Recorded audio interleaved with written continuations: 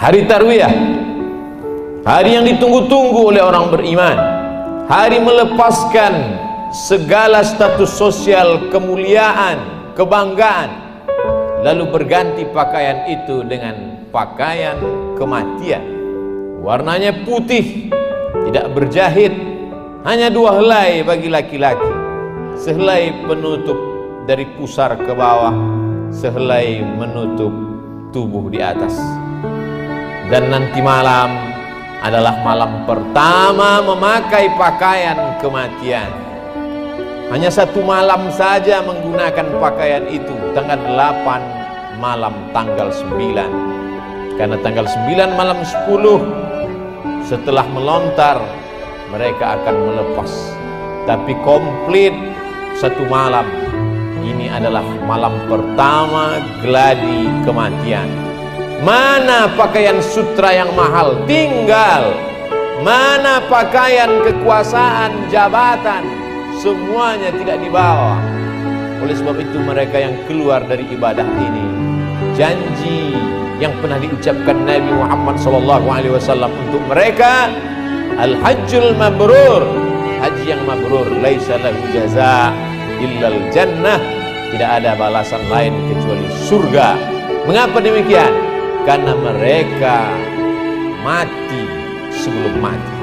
Mereka sudah merasakan pakaian kematian sebelum mati itu datang. Mereka sudah merasakan 1 malam di alam kubur sebelum mereka masuk ke alam barzakh. Itu inti daripada ibadah.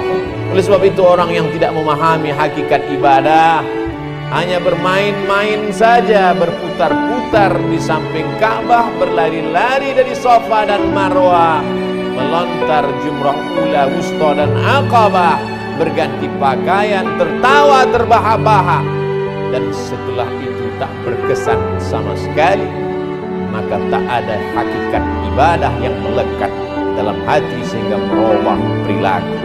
Tanggal 8 ini semua manusia yang beriman kepada Allah Subhanahu wa Ta'ala sampai hari ini, kalaulah tidak dibatasi karena sempitnya tempat, ruang dan waktu, tidak terhitung berapa banyak orang yang ingin berangkat.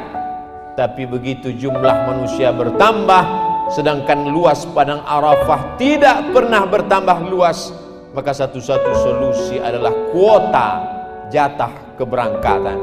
Satu daerah membayar ongkos naik haji sampai menanti 10-20 tahun lamanya. Apa yang dinantikan? Apa yang ditunggu-tunggu?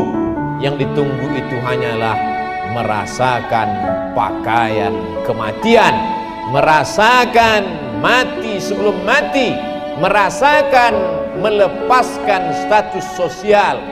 Tidak ada lagi yang dihormati dan dimuliakan, karena semuanya adalah calon-calon bangkai yang akan dimakan cacing tanah.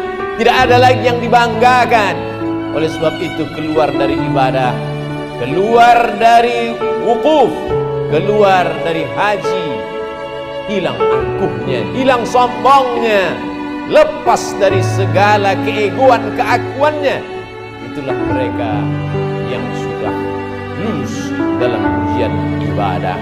Syahadat dia lulus, berkata asyhadu an la ilaha illallah wa asyhadu anna muhammadan rasulullah. Salat lulus, subuh, zuhur, asar, maghrib dan isya, bahkan ditambah dengan duha dan tahajud qabliyah, ba'diyah, witir. Puasa lulus, 14 jam lamanya menahan makan, menahan minum. Tapi ketika diminta untuk melepaskan pakaian kebesaran, diminta untuk meninggalkan dunia sejenak, maka bangkit cintanya kepada dunia. Wa tuhibbunal mala hubban jamma, kamu amat sangat cinta kepada dunia sebenar sekuat-kuat cinta. Oleh sebab itu, maka dalam puncak ibadah dalam Islam adalah ibadah menunaikan fardhu fardu haji bagi setiap yang beriman. Tapi Rasulullah SAW melaksanakannya sekali saja. Kenapa demikian? Karena beliau ingin mengajarkan bahwa ada ibadah lain di tanah air, berbagi kepada orang lain. Sekali fardu, ibadah ini juga mengajarkan kepada kita bagaimana giat mencari harta. Orang Islam tidak disuruh untuk duduk saja di masjid. Idza qudiyatis shalah, kalau salat sudah dilaksanakan, fantashiru fil ard, bertebaranlah di atas muka bumi Allah. Untuk apa? Wabtaghu min fadlillah, cari rezeki karunia Allah Subhanahu wa taala. 9.000 kilometer dari Asia Tenggara ke tanah suci Makkah dan Madinah tidak dapat ditembus tanpa materi, transportasi, akomodasi, konsumsi, makan, tempat tinggal, ongkos pesawat. Oleh sebab itu maka orang yang memilih untuk tidak punya harta, memilih merasa kalau miskin lebih cepat masuk surga, maka sesungguhnya surga juga berpihak kepada orang-orang yang kaya dan punya harta. Man bana masjidan, siapa yang bangun masjid, banallahu mithlahu baitan fil jannah, dibangunkan Allah untuknya satu tempat di dalam surga. Siapa yang mampu membangun masjid? Orang yang kaya. Man ala thalatha banatin, siapa yang membesarkan 3 anak perempuan, fa'addabahunna, diberikan pendidikan yang baik dan layak, wa zawwajahunna, dinikahkan dengan orang yang layak, sopan, taat beragama, berakhlakul karimah, wa ahsana ilaihinna, dia buat baik sampai kematian tiba, falahul jannah, surga baginya. Pendidikan mahal, melambung tinggi, harga pakaian, harga pendidikan, harga kehidupan. Siapa yang sanggup mendidik 3 anak perempuan? Orang-orang kaya. Ana, kata Nabi SAW, aku wa kafilul yatim, dan orang yang menyantuni anak yatim, kahataini fil jannah, seperti ini dalam surga.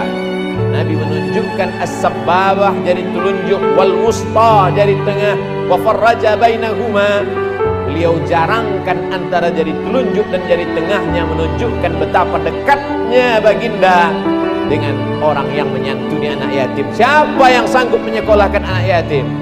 Juga orang-orang kaya. Lalu ketika kematian tiba, siapa yang amalnya mengalir tidak putus? Disebutkan dalam Sahih Muslim, idza matal insan, kalau insan manusia itu mati, inqata'a, putus, tapi ada yang tetap mengalir. Di antara yang mengalir itu adalah sadaqatun jariyah, sedekah jariyah. Siapa yang mampu bersedekah? Jika orang-orang kaya. Oleh sebab itu dalam hadis dikatakan at-tajirus saduqul amin, tajir pedagang, saduq jujur, al-amin amanah, ma'an nabiyyin, mereka akan dibangkitkan di padang mahsyar bersama para nabi, was-siddiqin, bersama orang-orang yang benar, was-syuhada, bersama orang yang mati syahid, was-salihin, bersama orang-orang yang saleh. Oleh sebab itu Nabi Muhammad SAW tidak miskin. Nabi Muhammad SAW adalah orang kaya tapi hidup bersahaja. Nabi Muhammad SAW adalah orang yang banyak harta tapi mencari harta bukan untuk dunia. Dunia hanya jembatan menuju akhirat. Ibadah haji mengingatkan kepada mati. Setelah keluar dari mati hidup kembali, maka kehidupannya adalah untuk menuju akhirat. Kalaupun dia sibuk mencari harta, pagi pergi, pulang petang, maka yang dicarinya itu untuk menerangi kuburnya. Al-Kayyis, orang yang cerdas. Al-Kayyis, orang yang berakal. Bukan orang yang IQ-nya tinggi, bukan orang yang indeks prestasinya melambung. Orang yang cerdas adalah mandana nafsahu, orang yang mampu menundukkan hawa nafsunya, wa amila lima ba'dal maut, dan dia mampu beramal setelah mati. Bukan beramal sebelum mati, membangun rumah yang besar, beramal sebelum mati. Membeli kendaraan yang mahal, beramal sebelum mati. Tapi ada orang yang cerdas. Siapa itu? Orang yang mewakafkan tanahnya untuk masjid, beramal setelah mati. Orang yang menyekolahkan anak yatim pendidikan gratis, beramal setelah mati. Itulah orang yang cerdas, karena itulah yang akan tetap dibawa setelah mati. Mengapa sampai hari ini kita masih hidup? Tanggal 8 Zulhijjah, berapa banyak orang yang amat sangat ingin hidup hari ini, tapi ternyata ada yang lebih cepat daripada keinginan, yaitu kematian. Jawabannya ada dalam surat Al-Mulk juz 29. Alladzi khalaqal mauta, dia yang menciptakan mati, wal hayata, dia yang menciptakan hidup. Untuk apa dia buat hidup dan mati? Untuk apa dia ciptakan ada kehidupan, ada kematian? Liyabluwakum ayyukum ahsanu amala, untuk menguji siapa yang paling baik amala. Bukan jabatannya, bukan hartanya, bukan rupanya, bukan kuasanya. Allah ciptakan hidup dan mati. Allah ingin menguji siapa yang paling baik amala, amalnya. Hai orang yang kaya, hai orang yang punya kuasa, semua akan sirna, tinggal tak berkesan apa-apa, karena dunia ini hanya sementara. Yang kekal abadi adalah illal ladzina amanu, kecuali iman, wa amilus shalihat, dan amal saleh. Hari ini sayyidul ayyam, induk dari segala hari. Dianjurkan untuk membaca surat Al-Kahfi sampai tenggelam matahari.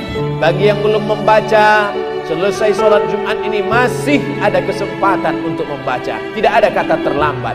Man qara'a surat Al-Kahfi yaumal jumu'ati, siapa yang membaca surat Al-Kahfi hari Jumat, adha'a lahu min nur, Allah terangi, Allah beri dia pencerahan, ma bainal jumu'ataini, sampai Jumat yang akan datang. Selama 7 hari ini hatinya akan terang, membedakan antara yang hak dan batil. Kita bisa melihat bukan karena kita punya mata, tapi karena ada cahaya pencerahan dari Allah Ta'ala. Yang hari ini terlambat, yang hari ini sakit, yang hari ini sedang berada di jalan tol dalam perjalanan panjang, dapat melihat berapa banyak orang yang duduk-duduk di tepi jalan tidak sholat Jumat. Butakah mereka? Tidak. Mereka tak mendapat pencerahan, tak dapat membedakan mana hak, mana batil, mana bengkok, mana lurus. Lalu siapa yang memberikan pencerahan itu? Allah.